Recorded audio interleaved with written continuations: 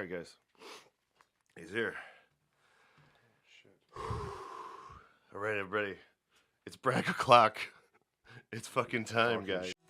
The album concept hour. It's the album concept hour.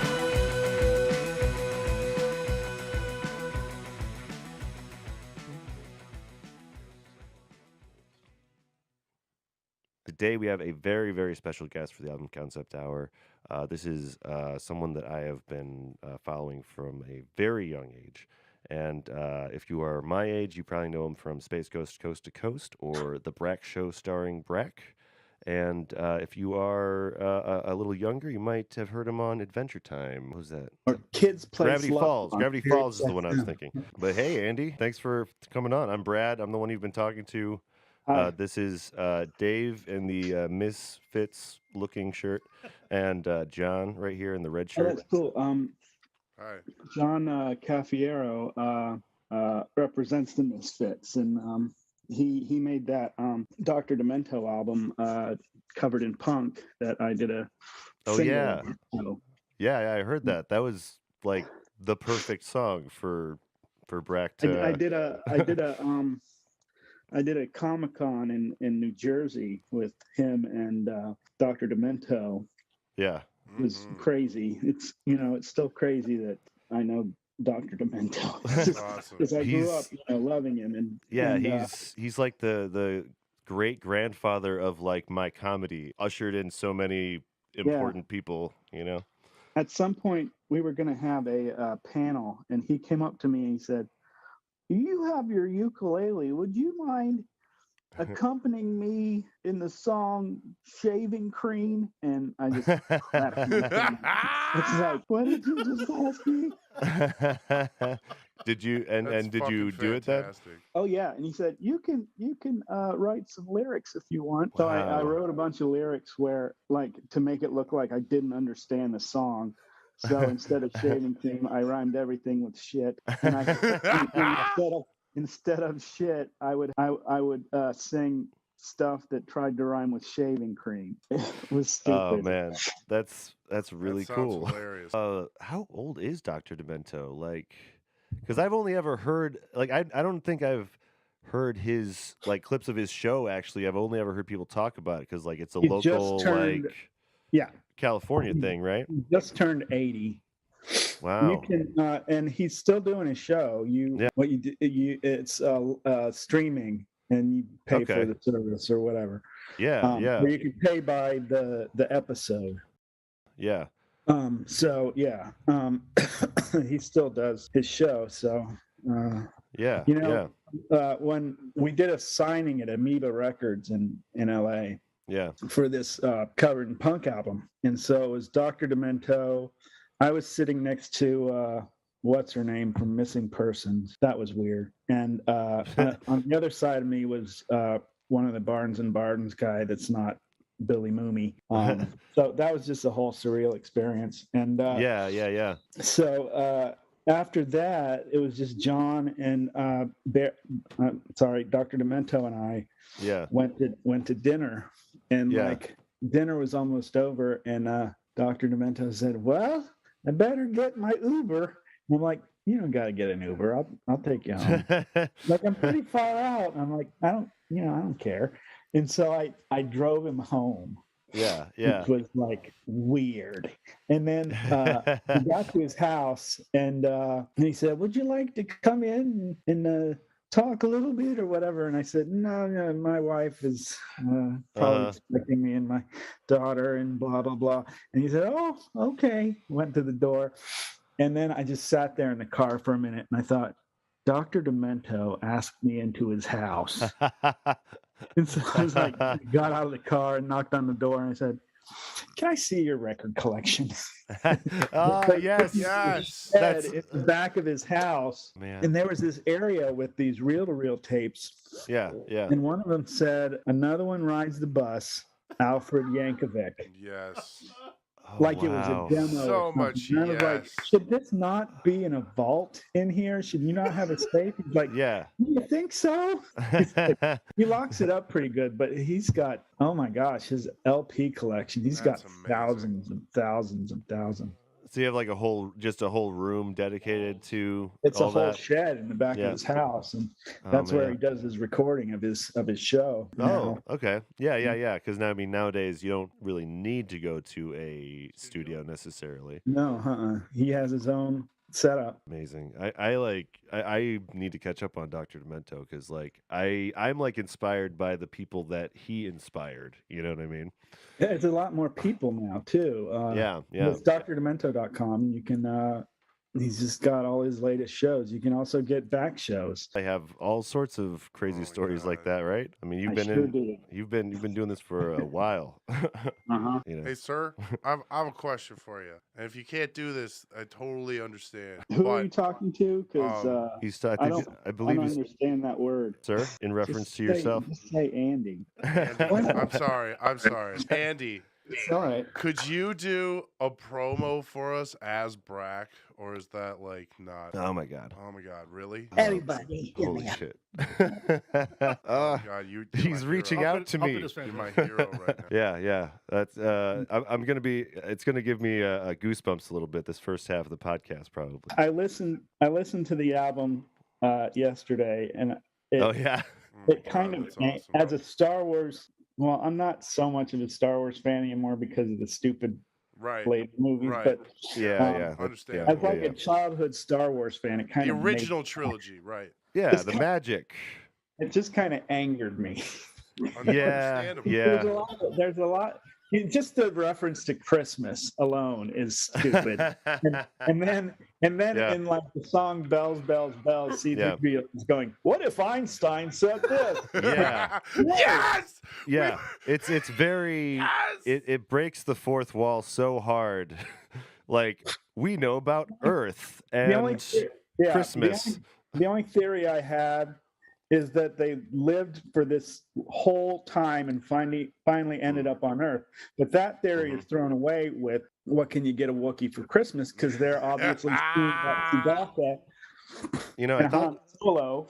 I did think about that, and you know, in the canon now, we don't know what happens to Chewbacca. Maybe he gets a frozen carbonite for a period of time, 500 and years. he's just lugged around from place to place by 3PO and R2. And then they just unfrost him whenever they need. They're like, him. you know what? It's Christmas time. Let's get We want our Wookiee Chewbacca back. out here. We got Maybe him they the best thought gift that- ever. Maybe they thought that Han Solo and Luke Skywalker were still alive. That's true. That they do mention both of them as if they are around. So Yeah. I'm so glad that this is what you picked. By the way, For the rest yeah. of it, too, you know, I think we're it's just gonna great. put holidays It's in great. October from now on. Well, I thought this would air. This would be on after the Oh, fact. No. No. Sorry, I do stuff pretty like quick. We're and usually we turn no over more pretty than quick, like I an guess is what I'm saying. episode behind. You're a lot faster than most. I made Yeah, I made a recording for somebody's wedding this weekend because I can't get on Cameo. So somebody What? tweeted, could you make a video for my Why can't you get on wedding? Cameo? I wish you could be on Cameo. I'm like, Yeah. I can't get on Cameo, but I see all these other stupid, dumb, no-name bands on Cameo, and Yeah. Are there I don't rules for know. Cameo? What? Yeah, like, I do you don't- have to have like X amount of like Twitter followers or something? I don't know. Like, I tried like 3 times. I only have 4,000 Twitter followers. Somebody had a Brac Twitter account before me and was getting. okay. Did they Fuck that maybe? guy. Did they think it was you? Did they? I think at first because he kept talking like Brac, but then eventually he gave me before he gave me the account, he said follow me, but I don't even know the password to that account anymore. So that account is dead, I guess. Yeah. Yeah. That's how that But works. yeah, I can't get on Cameo, so I made these people Yeah, that's a cool. video. I gave them wedding advice and sang Like, wait, you gave him wedding advice like as Brac? Or- as Brac, and then That's, I Oh my that's fantastic. and That's then I fantastic. peppered in Brac singing "We Belong" by Pat Benatar. Yes. For the night, we belong to the thunder. We belong to the word. Oh my god. Oh, forget it. I forget the word. Oh my god. Doesn't matter. Can you do something like that you for go our so promo? close. You go so Like, into it so fast. listen to the I did a- hour. I did a thing at the end of June at the Chinese theater in Hollywood, and it was for like a film festival, and they showed the Brak show, and Okay. they later showed Aqua Teen Hunger Force. Yeah. He showed 10 episodes of the Brak show all at once, and we had a Q&A afterwards, and he was like, well, what does it feel like watching the show after so long? And I said, it reminded me that I'm not wearing a watch. Painful. I wrote lyrics on the plane before I got there, and I had my daughter come on stage and hold the lyrics up, but I wrote a version of I Love Beans to the song In the Air Tonight. Yes. Oh my god.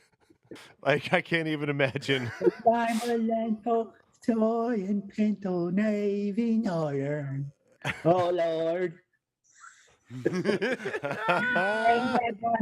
And free holy Negroes. Oh Lord. Oh Lord. And then I told Oh my.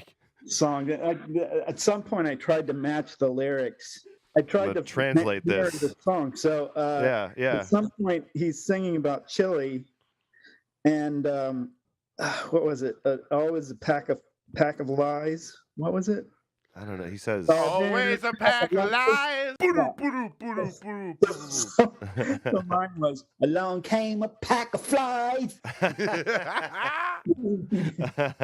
Some would say there's beans. He'd put them in there. He did. I saw him with my own two eyes. And then I'd smile a big grin. I'm about to dig in. And then came a pack of flies. How could I ever forget? It was the first bean, the best bean I ever ate. I ever at. Wow. So you like make this stuff up pretty fast. That's pretty cool. I was wondering kind of like what your process was like a little bit, but it just comes to you. Yeah, because Brac is the closest to me as anything else, so it's just easy to do it. Yeah, I'll just go to a coffee shop and just write shit and see what hits the wall, and yeah. What's the up? only place that still plays the music is Kids Place Live on Sirius XM. Oh, okay. So there is a place where like you can find it then. I'll still play Musical Barbecue and all that. Yeah. I smell turkey. Oh, no, fish! Big beef jerky. Potato knish! I was following you when I was a wee little boy. Little lad. Probably like maybe 6 or 7 is when I think you came onto the scene. We feel old. I am. Yeah, you're gonna probably feel it a couple times. You were the original adults. You were part of the original Adult Swim, homie. Like what I did we know. say? Right? Yeah. We watched that when we were in high school. I'm trying to claw my way back in now too. I'm trying to figure out how to bring it back, but well, I mean, so one time. This is one thing Adult Swim did that was the one time they pissed me off more than anything. And for like April Fools, I think it was, they said the Brac show was coming back. And then in like seconds later, they said, just kidding, the Brac show's not coming back. I'm like, why would you do that to me?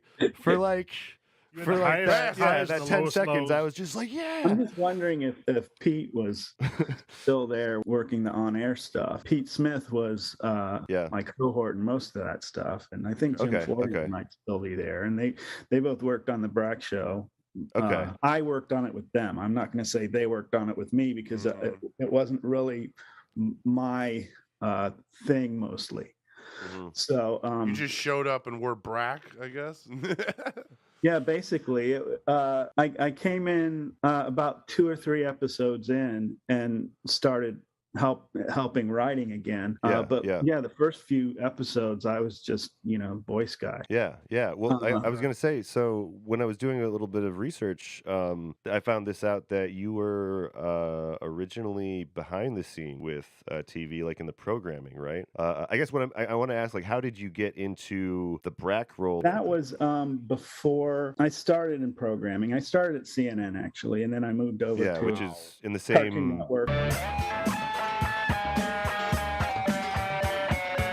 Network. area, right? Like all in Atlanta. Yeah, it's in Atlanta. I'm in Yeah. Ohio now, but okay.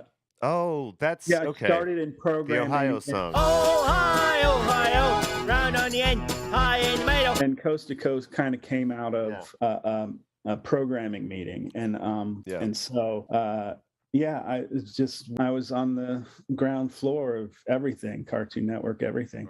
Yeah. And, sounds so great. So we just developed this show out of nothing and no budget, and wrote it ourselves, and just not having the budget to wasn't that why you guys were adapting hire a lot of old, voices? Yeah. I did the voice for free, basically.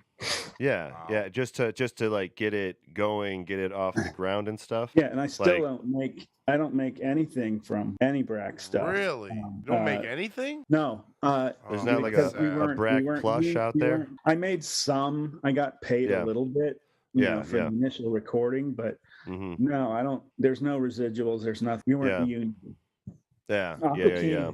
Aqua Teen is union now. Okay, so I believe that. I did a little Oglethorpe about a year and a half ago, and that was union. So I'll probably see something from that later. Yeah, because that's if you don't know, that's like that kind of stuff trickles in over time. It's not like sometimes it's real nice. Like I swear I did like a 5-10 minute read for Trip Tank. Oh yeah, Trip Tank.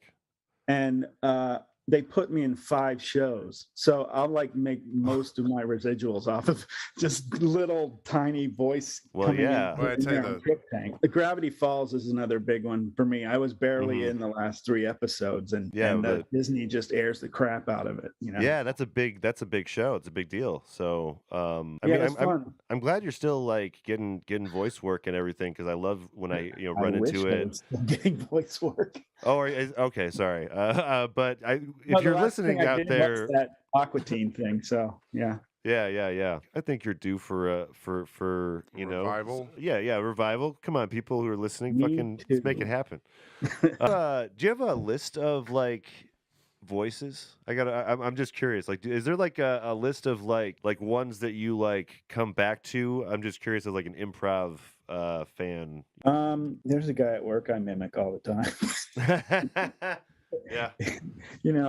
I work at Carvana now, and it's just funny because I'm here in Newark, Ohio, my hometown, taking care of my mom. So I had to do something in the meantime. So I'm working this job, like driving cars around. That's awesome. So there's this like local guy. We've gotten to know each other pretty well, and we're friends. And he's finally heard my impersonation. But every single time I get to work, he's like, "Do you hear what that fucking asshole told me to do last night?" Every time he's like, and he's talking about our boss. Did you hear that? And now I can't tell my boss to listen to this because he's not a fan of Brac. He's not a fan of your work. I don't think he knew about. We came from different worlds. We both graduated from the same high school at the same year. You don't like bring your puppet in. You're like, hey, you remember Space Ghost? Whenever I pull that anywhere, it never works. Yet friends who will wear a Brac shirt just with a little tiny Brac on it, people will go, "Hey, I like him. I love him. You know him?" And I'm like, "Yeah, I know him." They're like, "Yay, you're popular by proxy." And then when I say to people I'm Brac, they're like, "Who's that?" It just completely deflates, and it happens all the time. It's not I've never introduced myself and said Brac and people go, "Oh, cool." I've never had that. Well, if it makes you feel any better, most of the people that I've mentioned Brac to are like, "Oh shit, really? Brac?" That's awesome. even my parents liked Space Ghost Coast to Coast. So But the voice I normally go to is mostly the voice I go to is, "Hey, what you doing?" But the voice that I've done a lot that I normally go to is Brak. I mean, it's just my voice. yeah. I was at Comic-Con San Diego. Last time I was there, I was just hanging out with a bunch of people from this LA studio, and they like a couple of them just nailed me right off. They were like, "You're Brak," and I was like, "How? What? You got that from my voice?" And they were like, "Yeah." So that That's was just fucking weird, awesome. and you know, Yeah. because if you talk to Tom Kenny or people like that, you can tell that there's SpongeBob in there somewhere. So I guess definitely. you can hear it occasionally. Oglethorpe, at first I didn't know it was you, and then like after a while it started sinking in. I'm like, wait a minute, it sounds familiar somehow. Well, I could always do a good German accent, and I think I did the German accent so well that my wife, at some point, believed that I spoke German. So we go to Germany at Christmas time like 4 times, and she thought I actually knew how to talk to people. Did you ever go into that accent while you were there? Oh no. Okay. All I knew is, "Can I have a beer, please?" Which is kann ich bitte haben eine Beer? And yeah. That's important. That's important to know. Yeah, that's all you need in Germany. That's one of the most important sayings in German too. Yeah, by the way. Kind of got a ring to it too. It's all about the beer. It's all about das Bier. The Bieren. in Himmel ist mein Bier. And when we're gone from here, our friends will be drinking all the beer. Is that how the saying goes? That's an old polka song. In heaven there is no beer. That's why we drink it here. Oh no. And when we're gone from here, our friends will be drinking all the beer. Hey. You were obviously influenced by that kind of like jaunty tune with some of your music stuff, right? Like it seems like you guys really like, I don't know, no, it's just I've always more like Showtime, like. Well, I was always big on just stupid novelty music. Yeah. And even like dry smile on a paper plate, slap it right onto your face. It's basically Yep. At the same level as Mr. Frump in the Iron Lung by Weird Al. Mr. Frump in Iron Lung. Now I want a Weird Al Brak collaboration. Weird Al, you know what's funny is that Weird Al was on the Brac show, but our characters never crossed. Oh, really? It was a weird episode. Yeah. Weird Al episode. It's a weird Al episode. Yeah. But you never were in the same studio with him when that was recorded or anything, like. No. But I've had lunch with him a few times. I would see him at all the animation rap parties in LA. So he was my everywhere. He was my first live concert. He had graciously had my wife and I come to his concert in Atlanta, and this was like his first concert after the tragedy of his parents. Oh my God. And he actually, we were the only people that he had on the bus that night. There was no like meet and greet or anything. He just had Stacy and I on the bus, and we were there for like a couple hours and drinking Yankovic family wine and 2-liter bottles, by the way. It was really nice. It was really sweet. Yeah, that sounds like a really like special experience with Weird Al. Because he was finally freed of his recording contract with whatever records he was doing. So that I think that's why you haven't seen an album from him for a while. But still, he doesn't have to do that. Taking a well-deserved. Well, no, I mean he can tour forever. Show up on any show. He can he'll be fine. Everybody's gonna know who Weird Al is for a long time. Yeah. I mean he is the Weird Al. There's nothing else to compare it to. Yeah.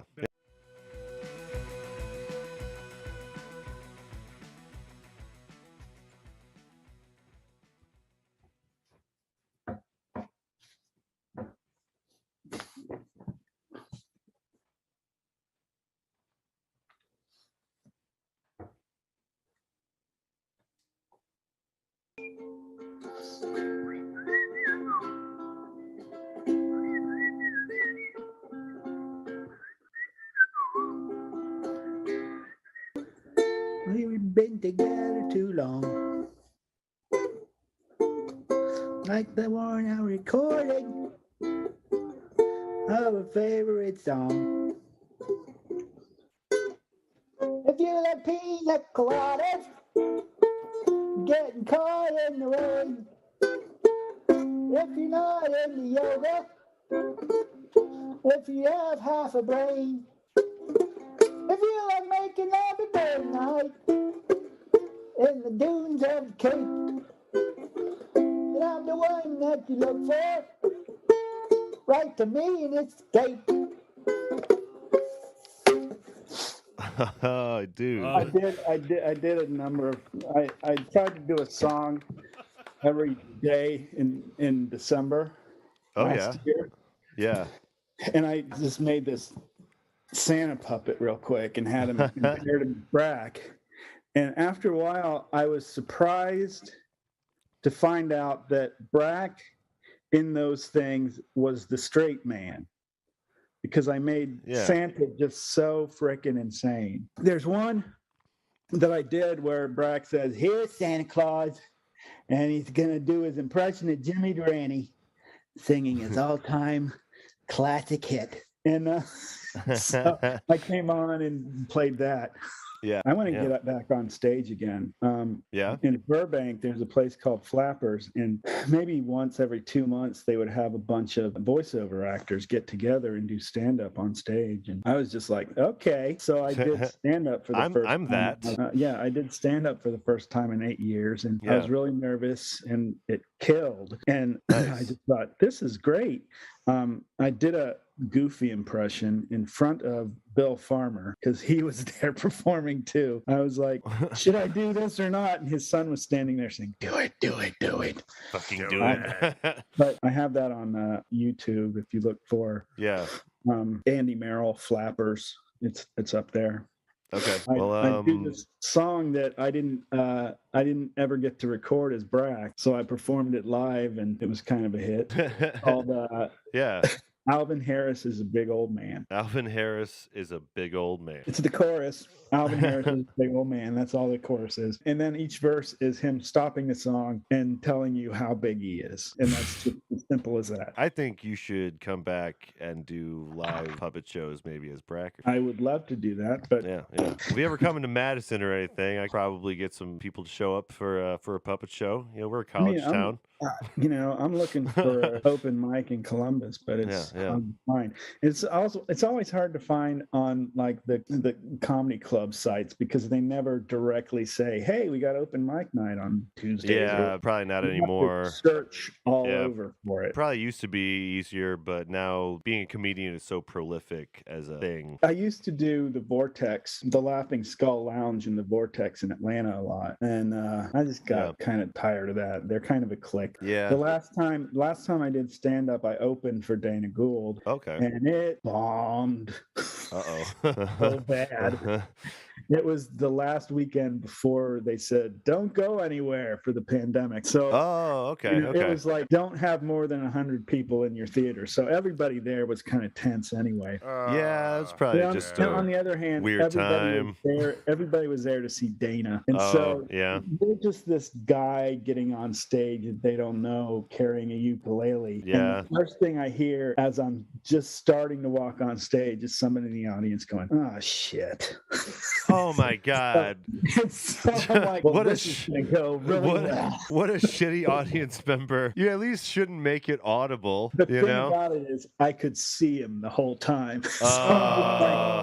That sounds a dead stare the whole time. So I like that sounds awful. I'm sorry. Horrible. Yeah, that would probably end it for me. I don't know. I got some social anxiety with crowds. I've had a year and a half off from that, so I think I could do it again. No, I've always wanted to, but I don't know. It's like jumping off of a cliff. Yeah, that's what it seems like. And you don't know if you're going to land on the feather mattress or the giant marble rock. Yeah. That Flappers performance, though, that I put up is the first time I ever got a clapping and applauded laugh. You know, and Man, there should be many more. I have a few more questions for you, Andy. Annabelle Casco, she wanted to know how the song "Mashed Potatoes" came to be. Do you have any specific memories about specific songs, or is it more? Yeah, that was written by Pete Smith. Oh, really? That wasn't written by you? No, and I think that one might have been scored. Okay.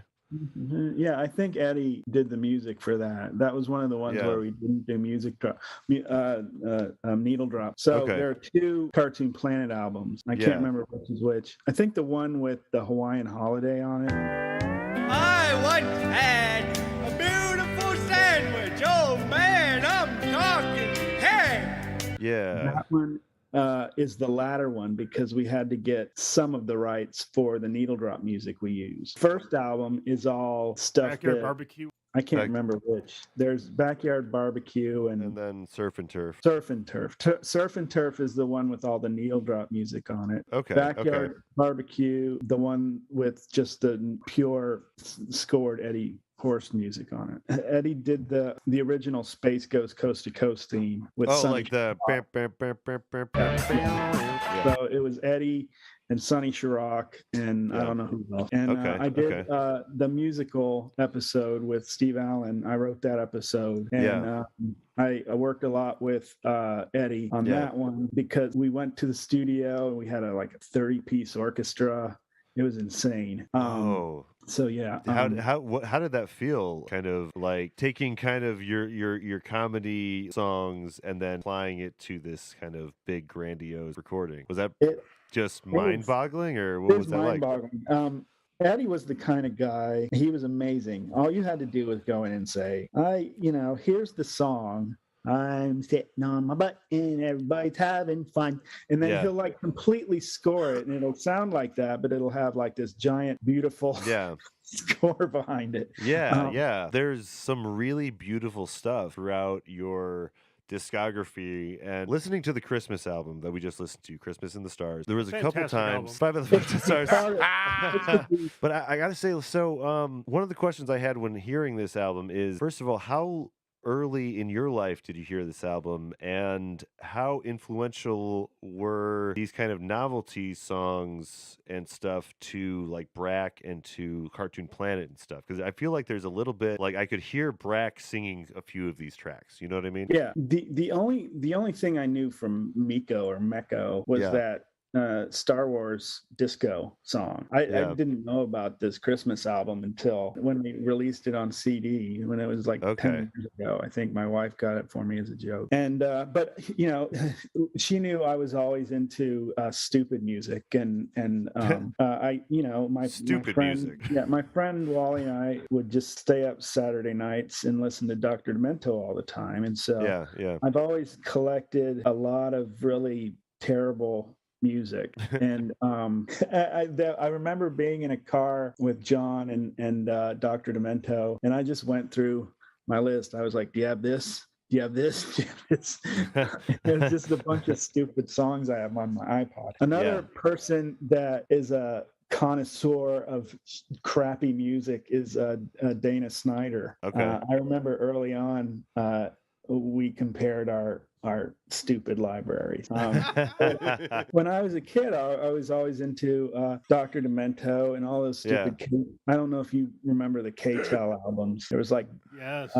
They were called Dumb Ditties and Silly Symphonies or whatever, and they were all just dumb songs like the Dr. Demento collections. They would have songs like I'm a Nut and all that stuff on it. So I was always more into the silly, dumb stuff than I was into anything else. Okay, so you just always loved that stuff. Yeah. Type of music was it? I wouldn't say novelty, but I guess it is. It's I was always into novelty music and stupidity. Brac and a lot of the songs you hear from Brac are a kind of spoof off of that. It has that old-timey nature of the novelty song, plus this absurd twist to it. When we first heard Bells, Bells, Bells, all I could think about is just hearing Brac saying, That's in my mind. Bells. Yes. Yes. That's all I could hear. And the first time Dr. Demento played a Brac song, I was about fainted.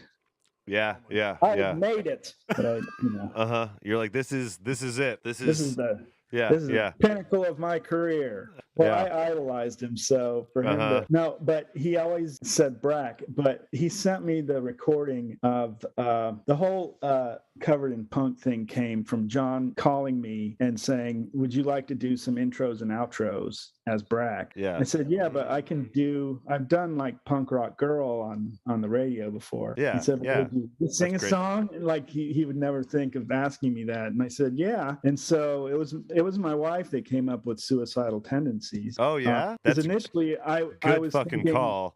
it was hard. Initially I was gonna say I'll do Sugar in My Hog by Fred Schneider. Yeah. You Yeah. put sugar in my hog. What are you, God? So then I couldn't. I had to figure out how to play it. Yeah. So my daughter was taking guitar lessons at the time, so I just paid for a lesson to try and get better chordings and fingering things for the song. And so all the Oh, wow. ukulele in that song is me. And the thing is, Yeah. I recorded it you record it kind of in a backwards way. I didn't do the music first and then sing over the music.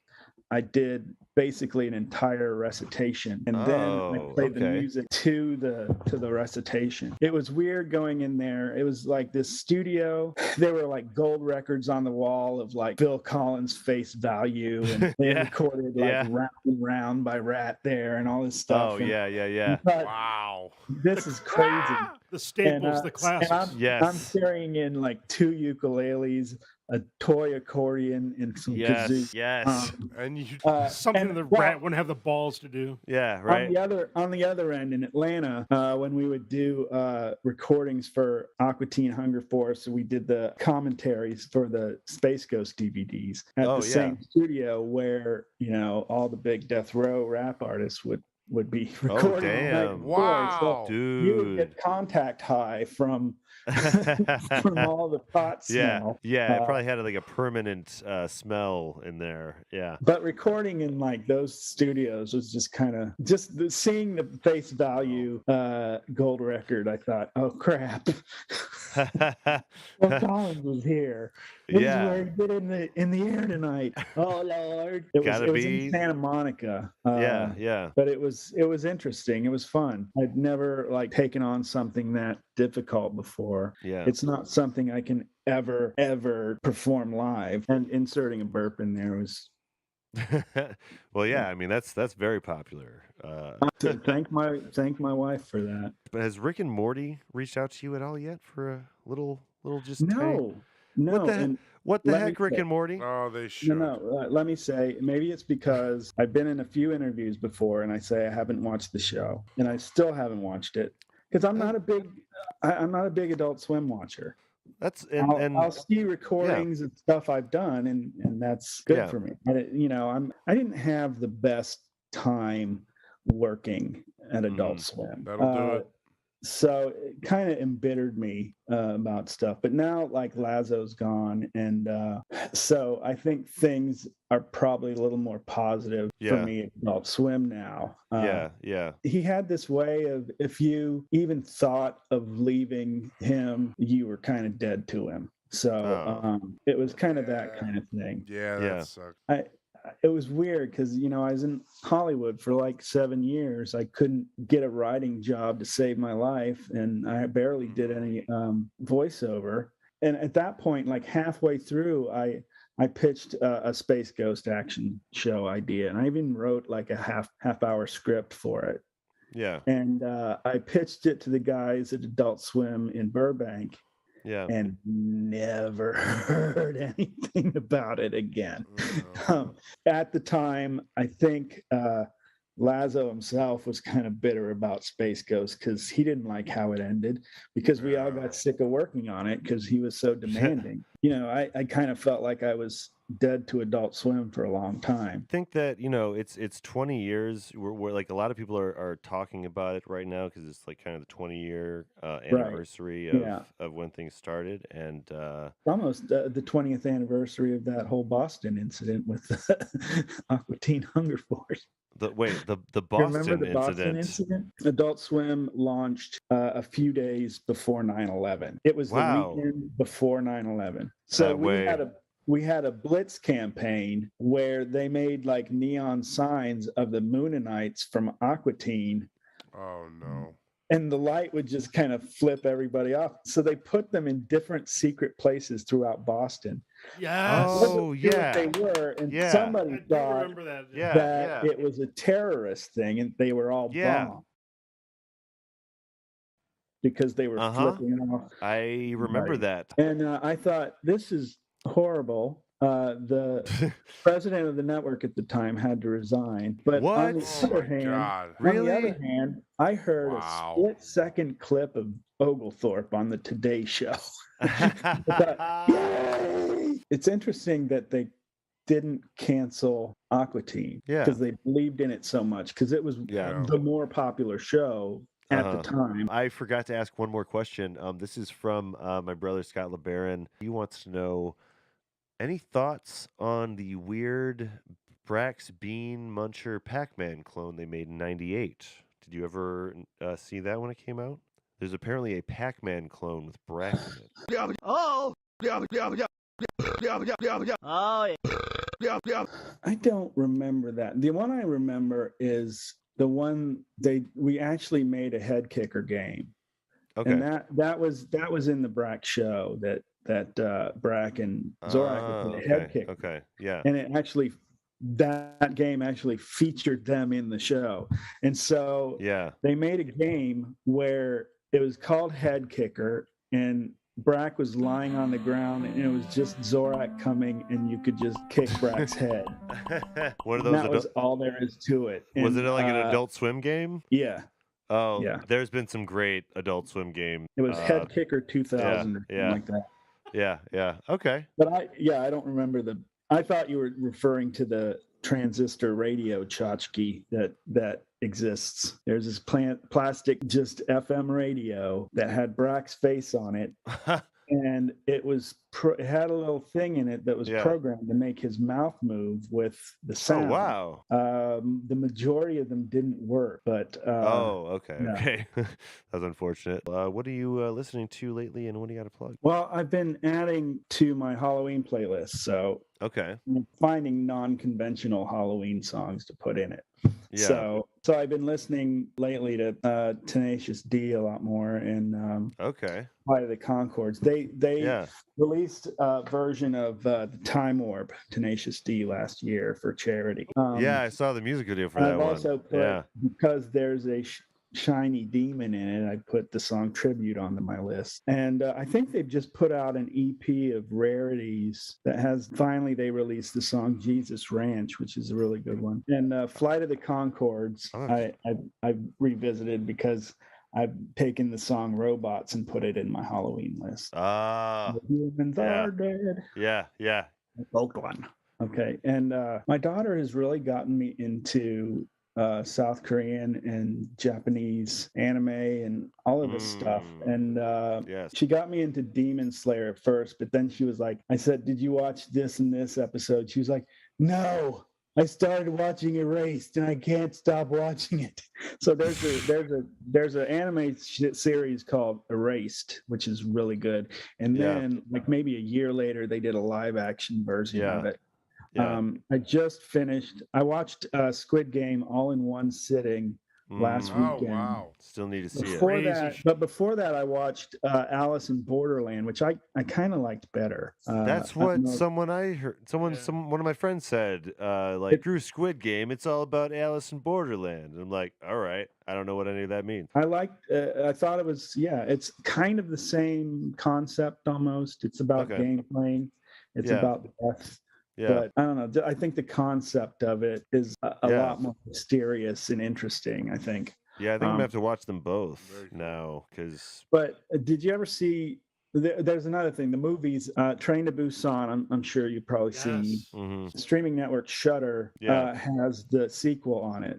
It doesn't feature all the original characters at all. It just is the same element in the same time. It's called Peninsula. And that one's really good. Yeah. I like a lot of stuff that they do in Peninsula. There's a lot of great action in it. I was reading a manga called I Am a Hero, and it's about a zombie apocalypse. And I just recently saw that they made a movie of it and it was on Amazon Prime. Do you have any projects that are coming up? Well, sometimes I work stock-in, where I check the cars in and I drive them over to the inspection area. And then sometimes I'm in the inspection complete, where the cars are taken and put into the different places where they can get their glass changed or their. So that's okay. Yeah. No, I'm trying to. I'll just say I'm trying to bring Brac back, and it has to be a fresh idea, it's hard with Brac just because it's easier for me to just go on and do some shorty little thing and that be that, because I think the more funny bursts of Brac in a shorter amount of time is easier to take than 10 hours of the Brac show.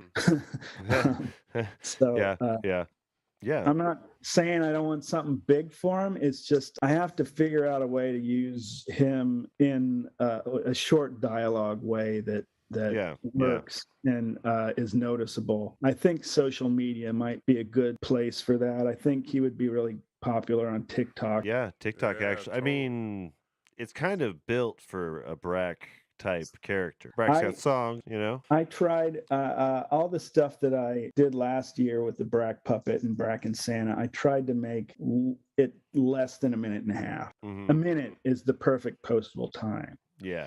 For any of these sites. If you go a minute and a half, then it has to go off Instagram and into this other deal thing. I tried to keep everything under a minute so it would be just quick and funny and noticeable, but I don't know how many people notice. So I think I started doing that because at the beginning of the summer when the pandemic started, somebody had sent out posted the old Don't Touch Me video. None of us posted it. Somebody else posted it a long time ago, and it got 3 million hits. Oh, wow. I think most of those people don't know who he is, but it later kind of showed up in another video that the Lincoln Project put out, and it was just the audio over First Lady Melania slapping Trump's hand away. So that was out for a while too. So I thought I'm gonna capitalize on this and try and sell a Brac puppet show. And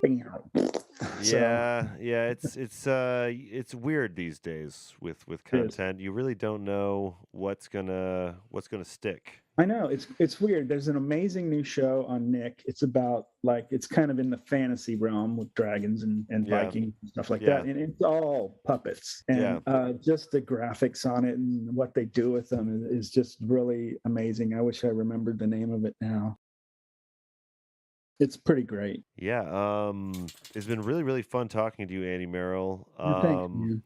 We should probably try to cut off the end of the podcast. It's been a really, really fun conversation.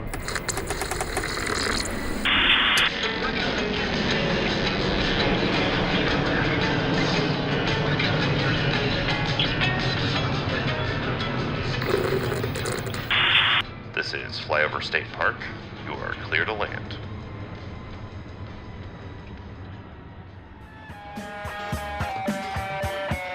I could, show you how to do it sometime.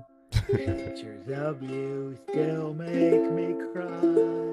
Trying to live without your love. It's so hard to do.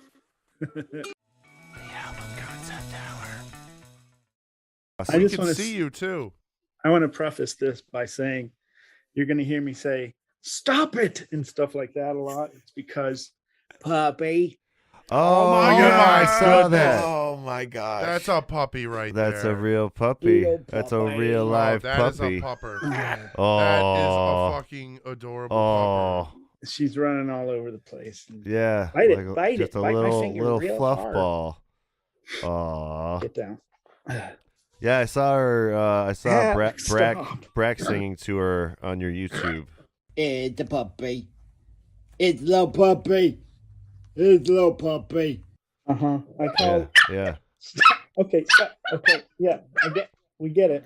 She has razor sharp teeth and she's biting at my pants. A little ankle biter. Oh yeah, she's a herder. She is going to try and take me in the direction of where I'm supposed to go, which is, I guess, over there because that's where she's pulling my pants. Yeah. I don't have to worry about where my socks are because I think, where's my sock? And then I think, it's everywhere.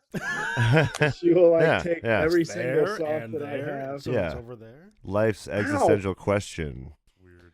I know that one's on my foot. But yeah, I have all of us labeled correctly this time, so you can see our names. If you don't remember, we got John over here. His name. Oh, okay, well, we got John in the red shirt. We got John, Dave in the black shirt with silver mic, and we also have a very special co-host from Side B. We have Nathan Manny joining us for the podcast to help us with some visual production duties. He has on what the Canadians would call a toque. Do you know he has his own? You have your own Wikipedia page. Yeah, I know, right? This guy's got his own Wikipedia page. Hey, you know what? I can't change it either. Oh no! It's got the wrong middle name. Not that I would give my middle name. But wait a minute. It says my name is Andrew Robert Merrill or something stupid like that. Ronald. No, somebody wrote that. I don't know who did, but so if anyone out there is listening to the podcast, what they can do is they can go to Wikipedia, reference the podcast where you say that, and now there will be a new correction on the Wikipedia page. So anyone out there, I've tried. I guess you can't change your own Wikipedia page. You have to have some nut job write about it.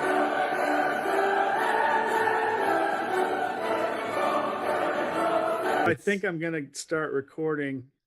Yeah? Sometime in the next few months. Oh, cool. Nice. Like songs? They're ramping. Well, yeah, they're ramping back up the new Demento Covered in Punk 2. Oh.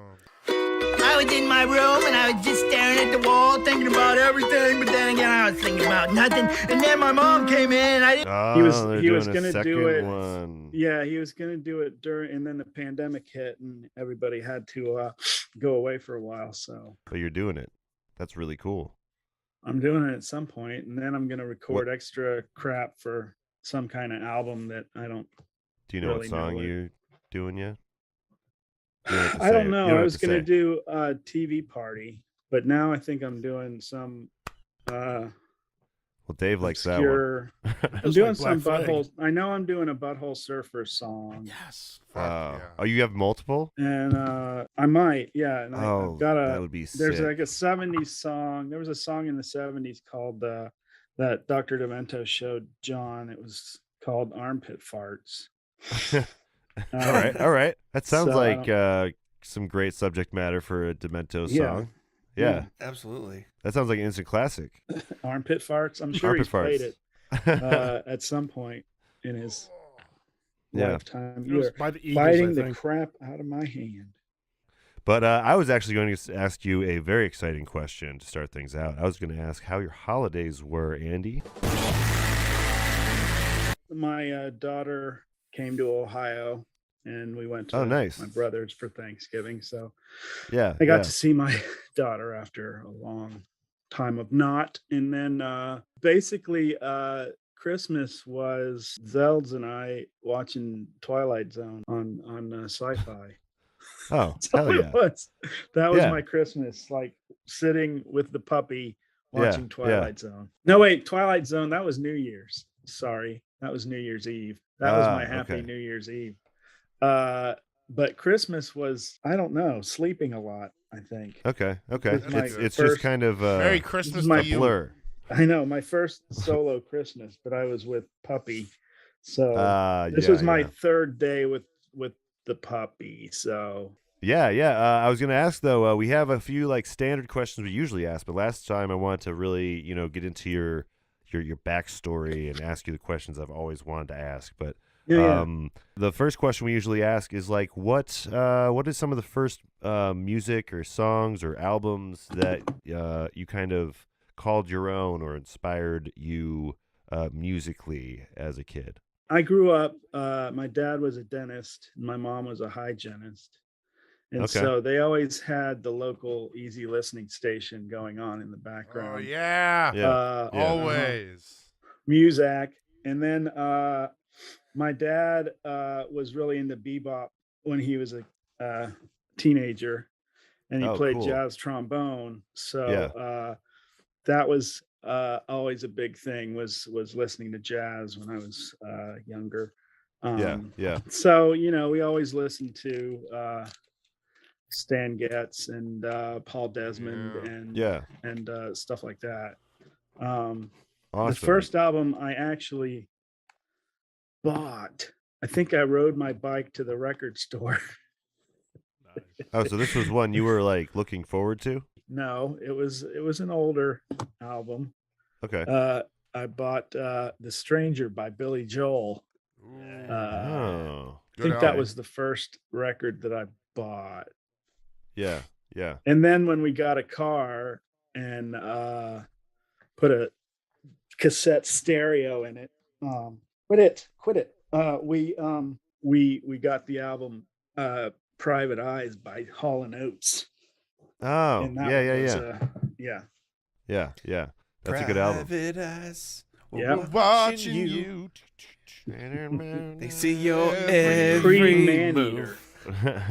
And they've kind of gone up in popularity, I feel, over time. Like I saw Daryl Hall in the airport once. Oh yeah, in Atlanta, and he was walking along with this young lad. Yeah, and he just looked like the most pissed off person. I thought, I'm not going to approach Daryl Hall because he will hit me. Well, maybe that's why he was doing it, though. Is like it's like a defense mechanism to to put my face on any fans. It's like no one will approach me when I put this face on. I was thinking about Always Sunny, where I think it was Charlie for some reason thought it was Hall and Oates as one guy.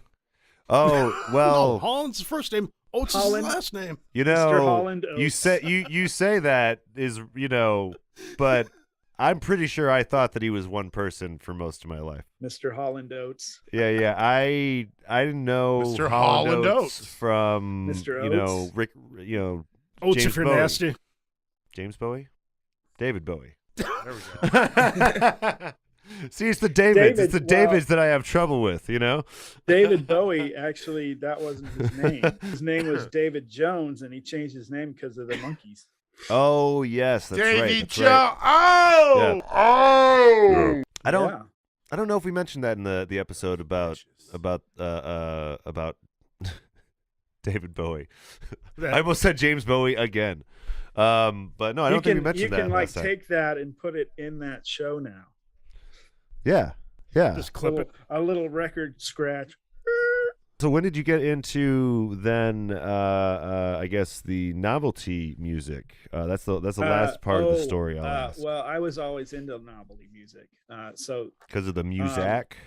So Billy Joel was the first album that I bought, but then as a kid, I had like all of these Disneyland records from the Disneyland record label. And it was all like, amazingly, some of them were like the soundtrack from the animated movies, but not really the soundtrack. It was like recorded by other people that like really a studio have version. names. Yeah. I had those, but then I had like the early K-Tel albums, like Dumb Ditties. I'm Martin Meatball, and this is my favorite album, K-Tel's Dumb Ditties. Come on, follow the bouncing meatball. And Dumb Ditties. Corny, whatever, crazy plus song. There's Dumb Ditties. There was I would think of other things, but I'm getting crap. What about what's his name? Weird Al. I was Weird Al. The first Weird Al song I heard was at a party in junior high. It was the "Got a Boogie" song. Got a Boogie. What was that? A "Got a spoof of? Boogie." It's on his first album. Oh, It's okay. like "Got a." God. It's kind of like this take on a disco song, but it's like "Got a Boogie." Got a boogie on my finger and I can't shake it off. And so there's that song. Classic. Classic. And then my then friend there's- Wally and I always listened to Dr. Demento every Saturday night. Yeah. Yeah. And So you were on Demento pretty early. yeah, I remember there was one song. It was the Nishna Botna by C.W. McCall that just made us pee our pants. It was so funny. Yeah. But we were yeah, always yeah. big into Alan Sherman. I got my daughter into Alan Sherman, and for a while it was all she listened to. Yeah. Yeah. And That's then good. when the internet came through, when I was at Cartoon Network, somebody had done, I think I mentioned this last time, somebody had posted a song, a crappy novelty song for every single day of the year. It was the 365 project. Oh it man, was called. that's a And challenge. that's back when you could kind of take songs off of streaming, and so I've got like most of those, and they were like Yeah. songs like "I'm a Mormon, yes I am," stuff like that. Yeah. Chevy ads and my bathroom. Were you a private fan kind of? place. Were you a fan of the Leonard Nimoy album? Bilbo Baggins. He lives in a hobbit hole and everybody knows him. Bilbo Baggins. Yeah, Bilbo I had- Baggins. Yes. I had those my second year at Comic-Con when we went for Space Ghost. I started this thing where I would go look for what was my holy grail that trip. Yeah. And one year it was to try and get that William Shatner album. Yes. And this That was album. before like iTunes and all that. So Yeah, I got the CD. Mhm. And it's just him quoting Shakespeare or the guy with the big Cyrano. Yeah. It was just acting out Shakespeare or Cyrano de Bergerac, and then he would like do like a song of the 60s, and it was Okay. just the weirdest transition Yeah. between the songs. Rocket Man, burning out his fuse out here alone. I think it's gonna be a long time till touchdown bring me round again and find I'm not the man they think I am at home. Oh, no. I'm a rocket man. I think Rocket Man might have been the only one where Uh-huh. he didn't do a quote beforehand, but Yeah. you want to hear him sing Mr. Tambourine Man, and it starts with him like doing some act like, "What would you have me do?" And just go on this soliloquy, and I'm a rocket man. that would actually be an interesting concept album because it kind of is a concept album.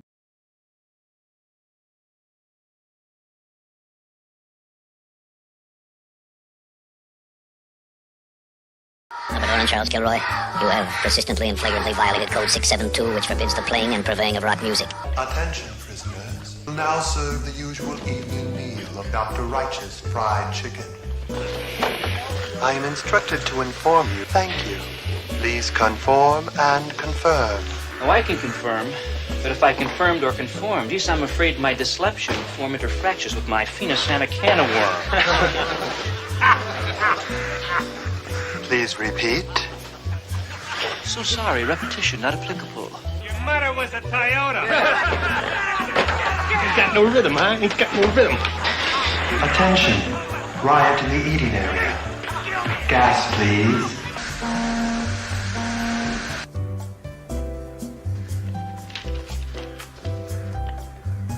I am instructed to inform you penalized.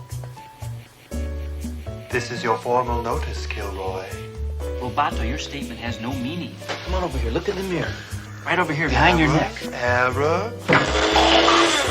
Kawasaki, San Central Scrotum, oh my balls. When I heard on the news you'd escaped from prison, I knew in my heart that you killed this kid or what? I never killed anybody. I was afraid. When JY started the show with his guitar solo, the place went wild.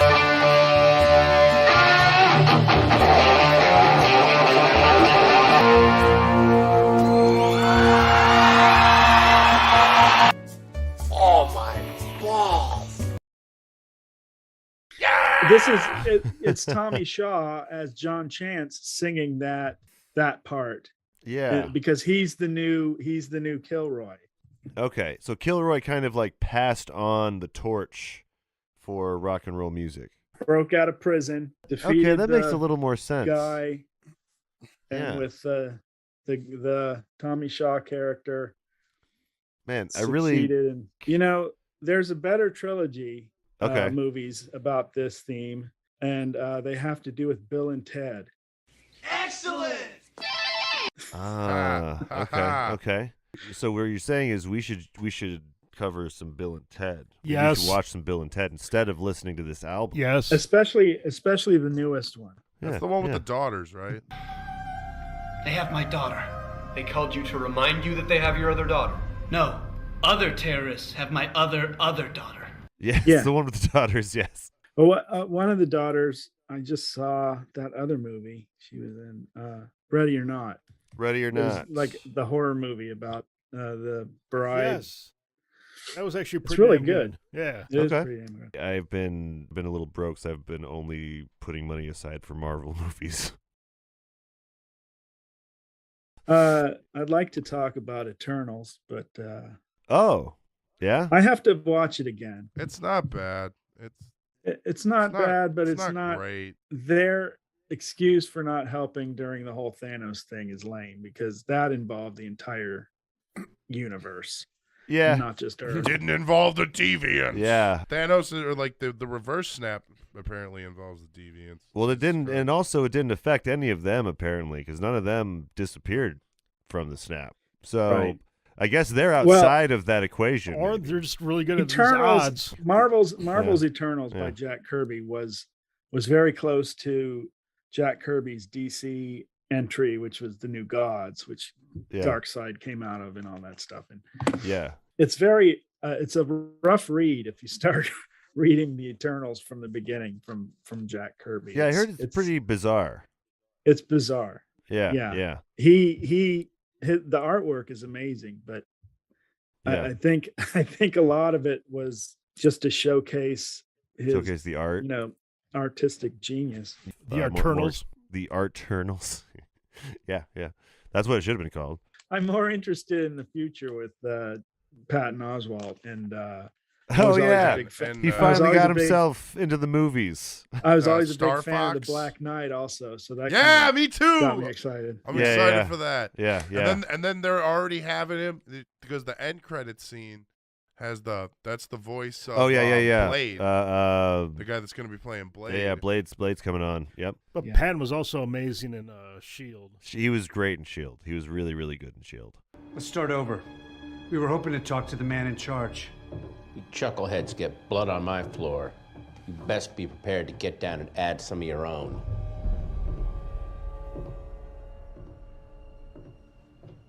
Koenig? Ernest Hazard Koenig. And But I'm he's waiting like for- he's been 3 characters, I think, in Marvel now. Who was his first? Did No, you no, guys? Did you well, guys? in the did you- cartoons and other stuff? Did you guys see the What If series? Yes. Yeah. That was fun. I was a big fan of the book when I was young. I had a. Oh, I did you I have, always like, a graphic collected the novel? comics. No, I always collected the comics when they first came out. Yeah. Yeah. Me I'm too. that old. Oh, you and, had the original comics. You're right. I still I got a handful of them still, yeah. Yeah. I was always a big fan of the Marvel Zombie series, and they're actually making a series of it. So. Oh yes, that's awesome. I'm glad that they're doing that because that was one of the more fun moments. The album is great when you try and not talk about it as fast as you can. I know they told us specifically to not let it end, and I think we're ready to let it end. I think we are. Yeah. This has been the Marvel Concept Hour. Yeah. This has been a whole lot of things, but we tried to talk about Styx. Kilroy was here. Oh my balls. But we're going to get into one more thing before our final segment, and that is I'm going to ask you what your top 5 Desert Island albums are.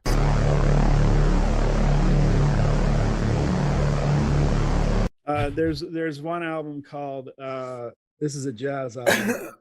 Okay. It's called the Trio Plus One by Oscar Peterson, and what's his name? Crap.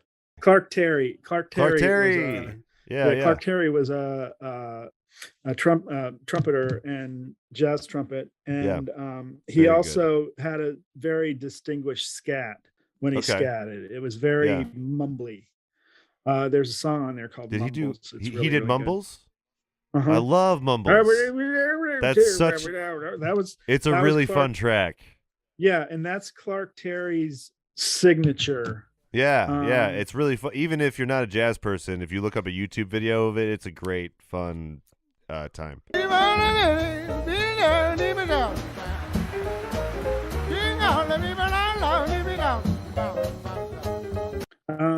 Another one is Slim Gaylord Rides Again.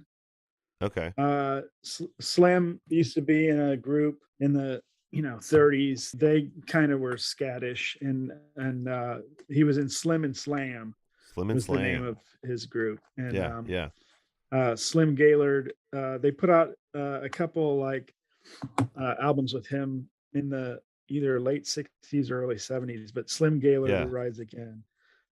It's just wacky and crazy, and he was it was kind of very his style was very zoot suity, very Vout, and that was like a special language. He would speak Vout when he would like a scat language. That whole thing is in like the Vout language, and it's I can't remember the context of Vout. But he sings the whole thing in Vout, and it actually, if you knew Vout, it makes sense.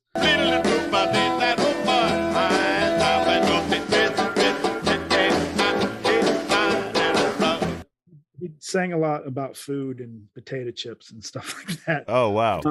just in Vout. What am I listening to? Rock-wise. Well, you're on a desert island. Just keep that in mind. And my playlist. There's only the 5 albums, and then there's also the albums that everyone else has left. But I would at least like to have some Patton Oswalt albums. Oh, dude! I don't think anyone's picked a comedy album actually yet. The Beastie Boys. Not just one album, but I want the whole set of it. They did like a whole collection. Yeah, it was a 2-disc. It was just extra songs and stuff. Beastie Boys definitely. Yeah. Absolutely. Maybe some. Maybe some. My man. We haven't done Beastie Boys yet on the podcast. Yet. An album that I always keep going back to is it's Black Keys. Oh yeah, they're fun. Yeah, they have some good stuff. Yeah, I'm a big Black Keys guy. Yeah, they're great. Definitely. Daniel Rateliff. Yeah. Is it Rat? No, it's not Rateliff. Ratcliffe. Ratliff. It's the guy from the Harry Potter. No, not from the Harry Potter movies. It's the guy that's the blues Ratliff singer. Whatever, something like that. Nathaniel Rateliff. Song he's talking about Nathaniel Rateliff. Son of a bitch, get me a drink. Yeah. Nathaniel Rateliff. Yeah. That guy's great. I love that song. I that whole album, that whole band, that whole group, everything is it's very good. Yeah, they're very. I think the Night Sweats. Yep. Yeah. And the Night Sweats. Yep. I like the Blues Brothers. He released some solo stuff that was pretty good too. There's like a Stan Freberg greatest hits if you want to talk novelty music. Yeah, Stan Freberg. I had a lot of his albums. Okay, so like a greatest hits of that. I had a lot of Alan Sherman albums I had a lot of. Weird Al still comes up in my playlist. It's funny. Yeah. I have a playlist of like everything I normally listen to, and it's boy, we're already all into of this what stuff. are It we goes from listening Black to, Keys to mainstream stuff, and then there's Weird Al. Yeah. A healthy mix of Weird Al in all of that. And then there's like British rappers. Oh, cool. I really like Rizzle Kicks. Nice. Tiny Tempa. Yeah. And every once in a while, Hanson's Mbop will come up on the list, and I will actually turn the radio up for that. My friend Wally has a door camera, and he just always catches these stupid things that happen in his neighborhood, like small car crashes and the FedEx guy throwing packages on the porch, and he's always that's like the stuff you got to get to TikTok. So one night I visited his porch and just turned on Mbop and danced to the whole thing. And it's the entire song of me dancing on his Ring door video. He should give you that video so you can post it on your YouTube. He did. I think I posted it on. Oh, you have it on there? I might have tweeted it out. Oh, I'm gonna have to look that up, dude.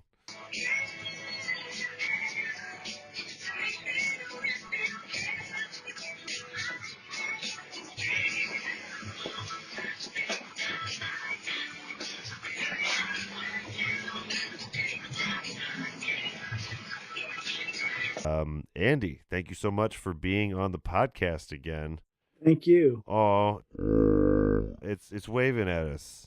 She's waving at us. Tired. Oh, I'm so tired. What's the pupper's name? What's the pupper's name again? Zelda. Zelda, love it. My daughter was like, call her Zelda. So I was like, okay. Well, thank you and Zelda for coming on the podcast again. We really appreciate it. Had a lot of fun talking about Styx. And Star Wars, and Star Trek, and Marvel, and 5 minutes. The 5 minutes that we talked about Styx. Yeah, there was some high points, but again, the most amount people ever talked about Styx about. So yeah. Maybe we can revisit Styx with like just the fucking greatest hits or something. I don't know, but I would love to do them justice. What are you eating? What is in your mouth? What is in your mouth?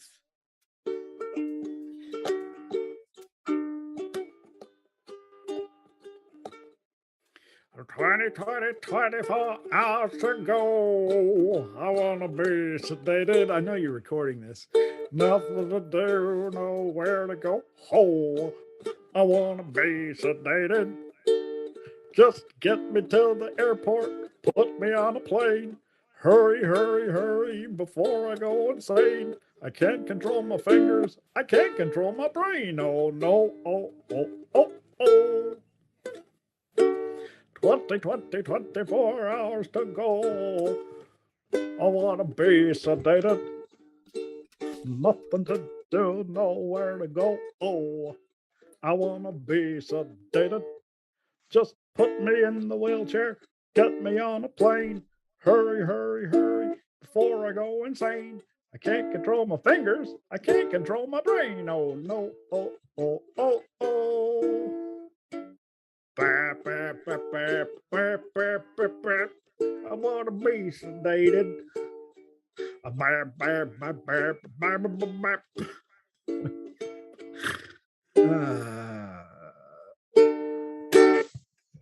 I looked that song up and I pulled that out of my butt.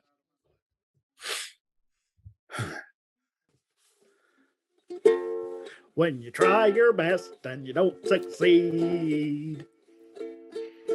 When you get what you want and not what you need. When you feel so tired that you can't sleep. Stuck in reverse.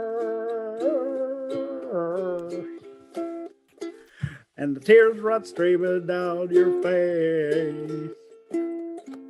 When you lose something that you can't replace. When you love someone but it goes to waste. Could it be worse?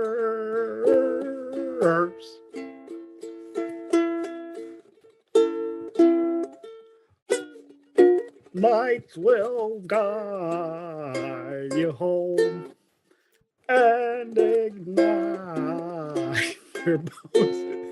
The puppy is pulling. Ow! At my sleeve. Are you gonna do it again? Ow!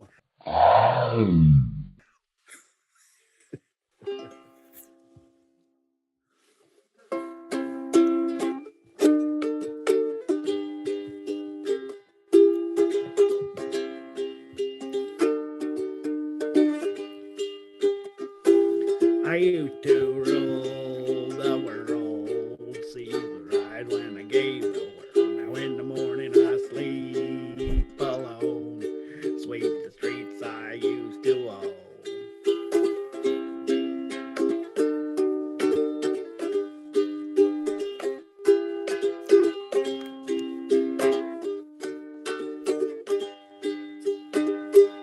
I used to roll the dice, feel the fear in my enemy's eyes, listen to the crowd would sing. Now the old kid's dead. I'm with it, really? I admitted I held the key. Now the walls are closed on me. Coming down. So stand upon. Okay, keep going. Pillars of salt, pillars of sand. Hear Jerusalem bells are ringing. Pull on my leg and bite my pants. See my mirror, my sword and shield. A missionary in a foreign field. I want you to put your mouth on my pants. Okay, stop it. Jeez. Oh, I'm so hyper. I'm a hyper dog. The album concept hour.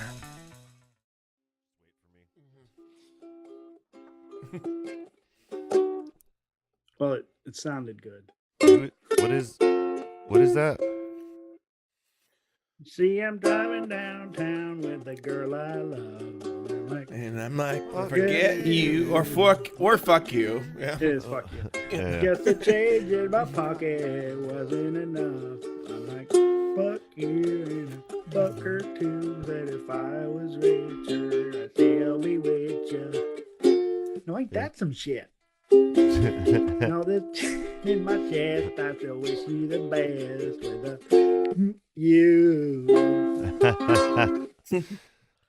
Around the world. Yeah. Around the world.